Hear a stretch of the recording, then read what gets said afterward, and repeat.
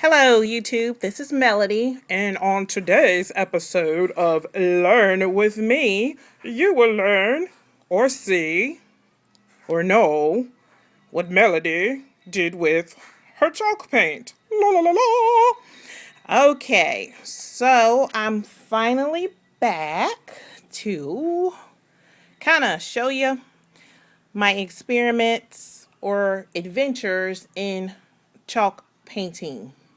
And I'm gonna show you outside. I'm back here on my back porch because I hope the light will be good enough for you to see something wackadoodle I did. So let's see what is going on here. Okay, I'm so proud of myself. I could just I don't know. I see everybody making these beautiful shabby chic flowers, and I was like, you know what?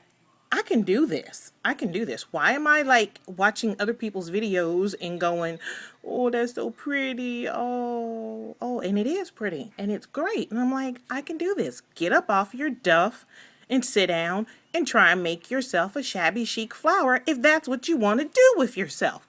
So, I went to the Dollar Tree to get some craft paper to wrap some packages, and they had a couple of bundles of this white flour here, and I was like, well, okay, there you go, light bulb.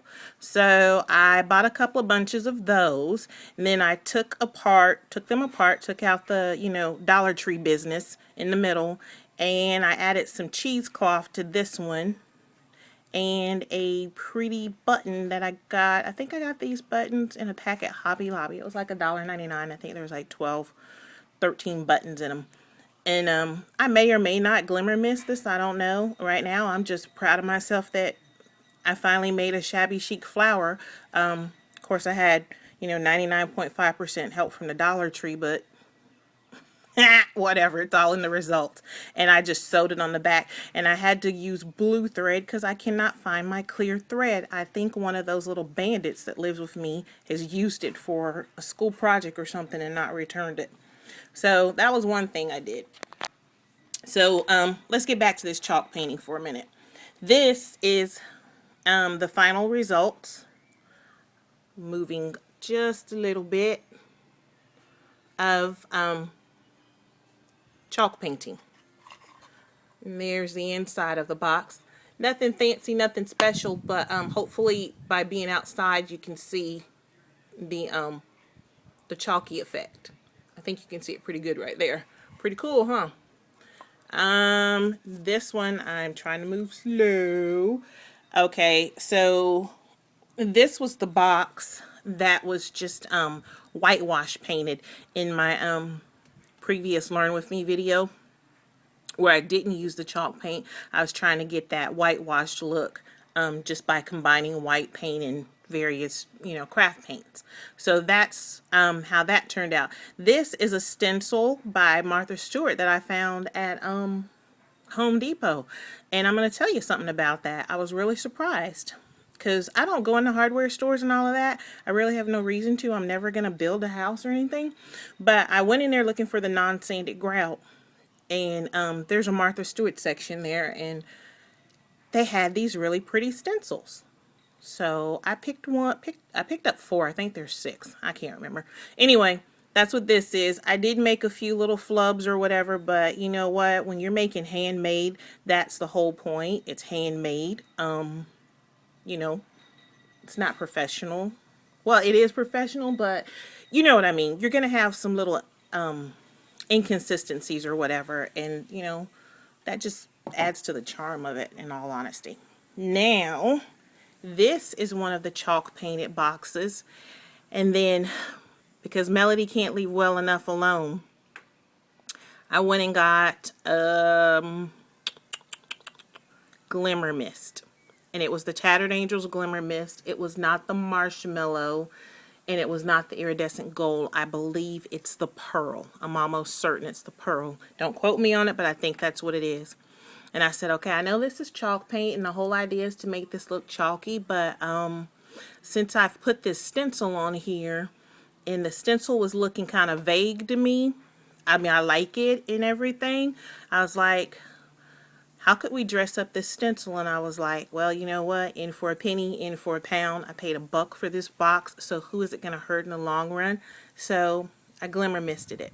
That's right. Yep, I glimmer misted my chalk paint. So I started out experimenting making chalk paint because I wanted a chalk paint finish, and then I ended up glimmer misting it and adding glitter and glamour. But you know, it's pretty. It's really pretty. I think it's pretty. Do you think it's pretty? Let me know what you think. So that's what it looks like in the sunlight.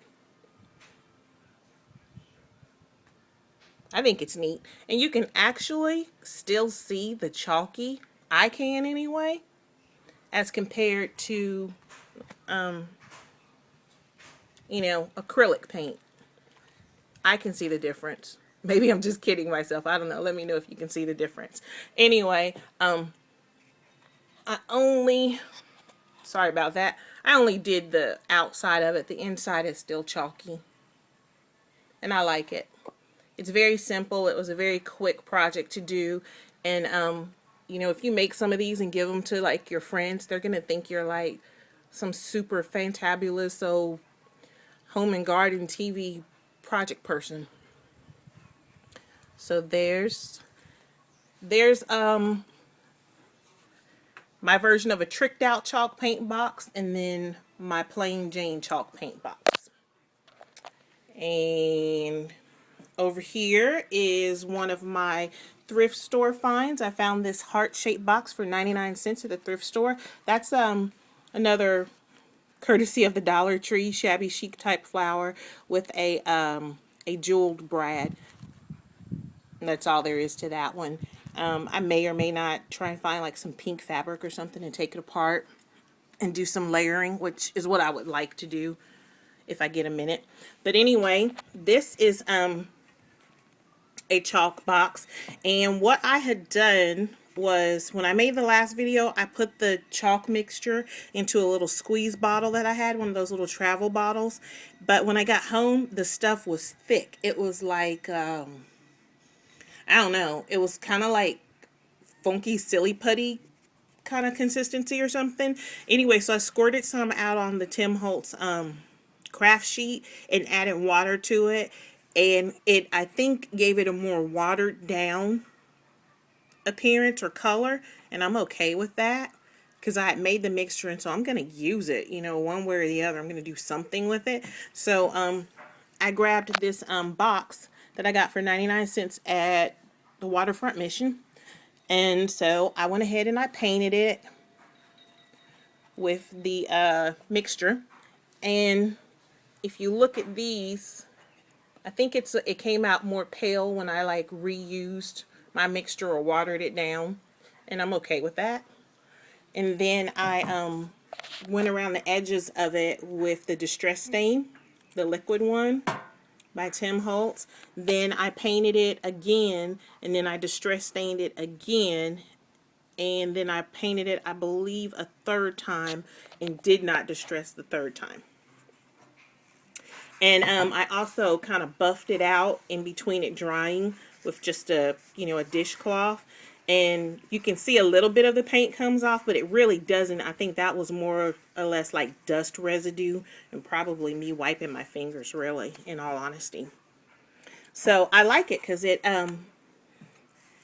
it's almost far more whitewashed and washed out. Ooh.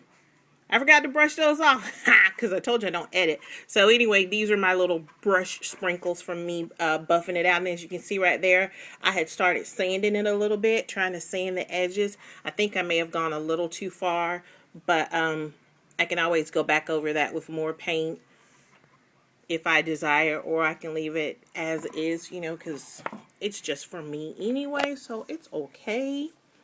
My other little acrylic painted box that I had used the crackle on, and I was trying to get like a guy color. I just wasn't feeling it, so I went back in with black gesso, and kind of like a vanilla colored craft paint and white craft paint.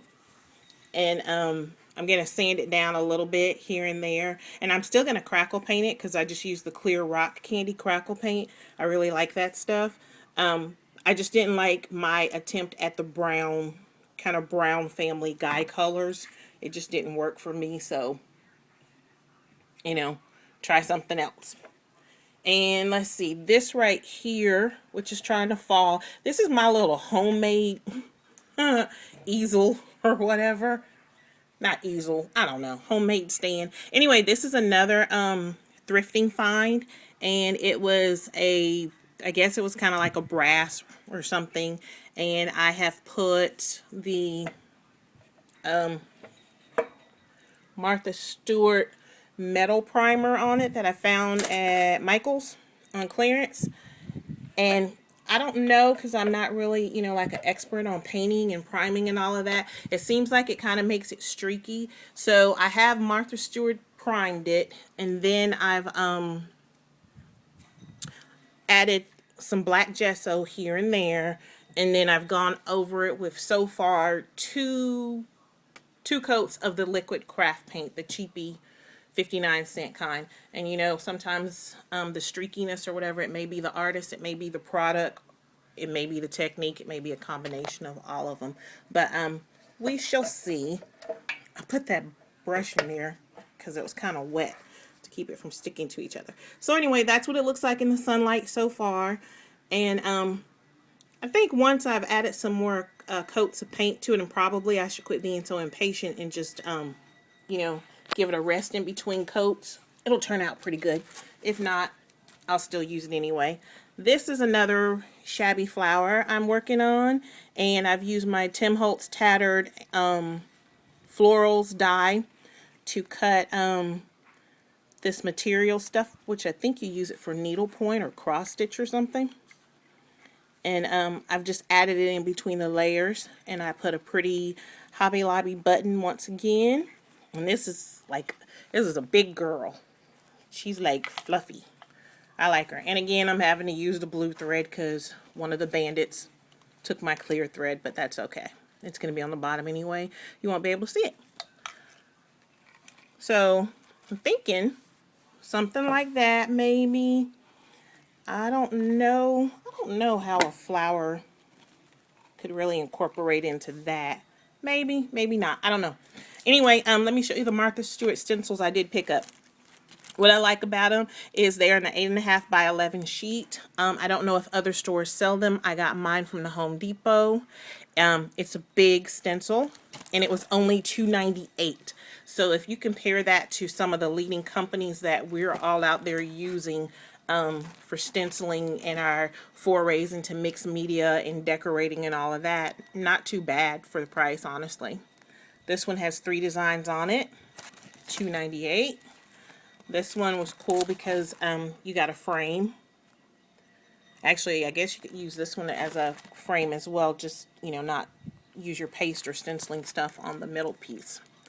And I really like that. This would look really pretty on corners. That's one of the main reasons I got it. I liked it better than I like this frame here for the corners.